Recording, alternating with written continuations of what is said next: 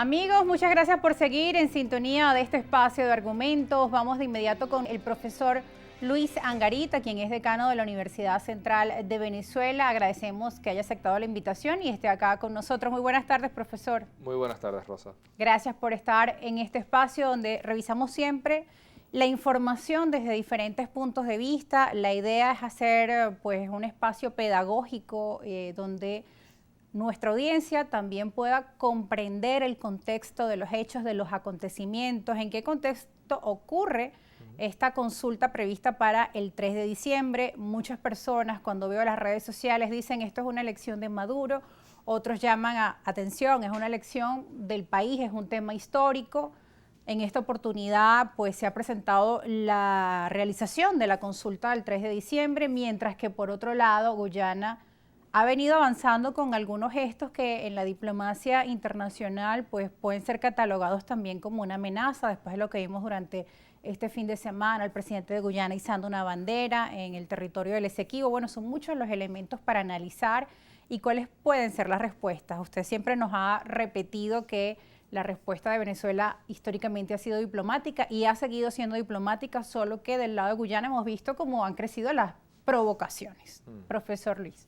Sí, lo primero que hay que aclarar es que estamos en una coyuntura delicada, importante, motivada por varios escenarios que se van cumpliendo. Primero, lo sucedido a partir del 2015 con todo lo que son las exploraciones de hidrocarburos en la región, que ponen en alerta a todo el conflicto, porque si hay un espacio en reclamación que está en disputa y se empiezan a ofrecer concesiones o hablar de procedimientos de inversión y hay capital extranjero que empieza a formar parte interesada de una disputa territorial, empieza a cambiar la situación, por un lado. Por otro lado, recordemos, que es lo que está hoy en día en debate, que Venezuela siempre ha reivindicado el Acuerdo de Ginebra de 1966 y lo que ha sucedido en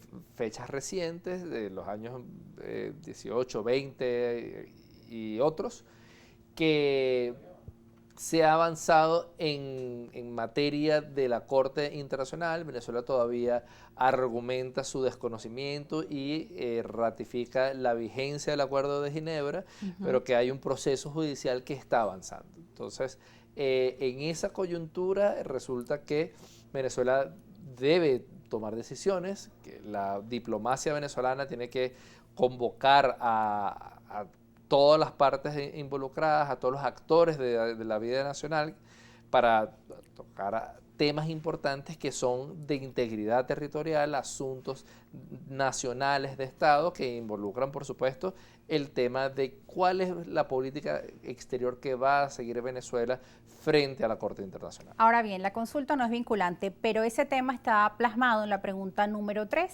de la presentación de Venezuela ante la Corte Internacional de Justicia. Obviamente, desde la campaña que han realizado algunos partidos políticos y el partido de gobierno es rechazar a la Corte Internacional de Justicia. Sin embargo, algunos sectores dicen que es necesario presentarse ante la Corte Internacional de Justicia porque Venezuela tiene los argumentos para estar allí, porque lo cierto es que ese proceso sigue su curso y qué pasa si hay un fallo contra Venezuela. Hay especialistas que dicen, no, es que no debemos estar presentes allí porque ya la Corte Internacional de Justicia está viciada y sería un error para Venezuela presentarse allí, pero ¿qué pasa si no nos presentamos? Y en parte, esas son algunas de las interrogantes que tienen por parte de nuestra audiencia respecto a las preguntas de la consulta y particularmente sobre esta de la Corte Internacional de Justicia.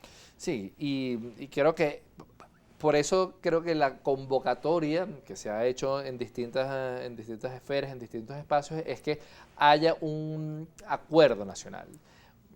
Muy bien lo explicas, el referéndum es algo consultivo para la política exterior, para todos los actores y la política internacional, al final es un gesto simbólico, no es vinculante a lo interno del país ni lo es para el derecho internacional. Pero de alguna manera muestra cohesión, muestra coherencia, muestra esos esfuerzos de demostrar a una mensaje, política, ¿no? y una política exterior de alguna manera legitimada. Y creo que esto es una estrategia, pueden haber otras, por ejemplo, hay debates académicos profundos de, bueno, cómo garantizar una respuesta firme, bien sea que participemos o no en la Corte Internacional, pero que de alguna manera vayamos construyendo los alegatos jurídicos en una fecha importante que va a ser abril del 2024. Es importante, además, una fecha que coincide con las elecciones presidenciales en nuestro país aproximadamente previstas para ese segundo semestre del año 2024. Son muchos los elementos que están allí presentes y también ha sido el tema tomado en medio de esta campaña preelectoral, ¿no? Digámoslo de cierta forma.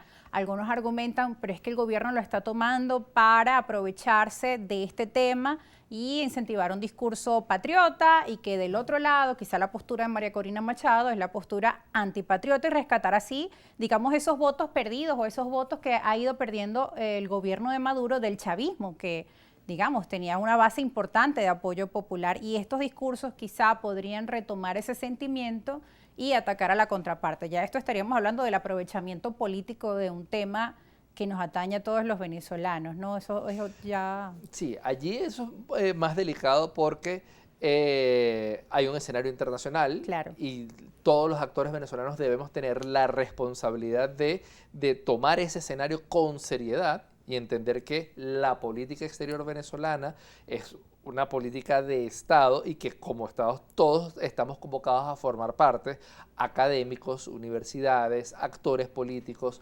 ONGs, gobierno, militares, porque todos estamos hablando de seguridad y defensa de la nación. Ahora, el provecho político que se haga, creo que es algo que puede ser delicado. En algunos casos incluso está irresponsable. claro. Tratar de monopolizar la representación y la nacionalidad o el nacionalismo, creo que es un discurso muy maniqueo. Creo que lo responsable es convocarnos a todos. Creo que el discurso, más allá de las 5 preguntas, más allá de los debates importantes con respecto al laudo de París, con respecto a el Estado Esequibo y a las otras 2 que nos convocan, tiene que ver con la seriedad de que todos debemos tener el derecho de opinar y no ser condenados de ser nacionalistas o antinacionalistas. Pueden haber distintas opiniones, y creo que eso es lo importante de reivindicar en la democracia. Hay gente que aporta o cree que hay que acudir a la Corte Internacional de Justicia porque existen los alegatos jurídicos. Hay gente que todavía argumenta que ha sido la posición histórica negar esa jurisdicción y reivindica esa posición.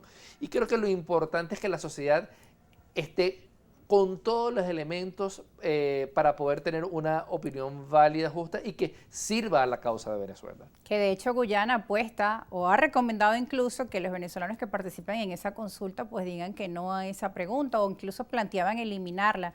Porque lo cierto es que Guyana, digamos aquí en nuestro país, algunos sectores desestiman esta consulta, dicen que no sirve para nada porque no es vinculante, pero Guyana presentó ante la Corte Internacional de Justicia pues una solicitud para que Venezuela no vaya a esa consulta, particularmente por esta pregunta, por la pregunta número 5, que habla de la creación también del Estado de la Guayana Esequiba. Sí, allí por supuesto forma parte de la estrategia político-jurídica de lo internacional. Guyana acude a la Corte y trata de invalidar ¿no? y de apelar medidas de contención, medidas cautelares, y obliga a que Venezuela, en boca de la vicepresidencia, acuda a La Haya y haya, a pesar de lo expreso, es decir, no reconocemos, haya una presencia que tácitamente reconoce a la Corte como actora. Entonces, este tipo de medidas terminan formando parte del expediente de cuáles son las acciones que ha hecho Venezuela, que terminan por reconocer la competencia de la Corte para decidir sobre el laudo arbitral de París.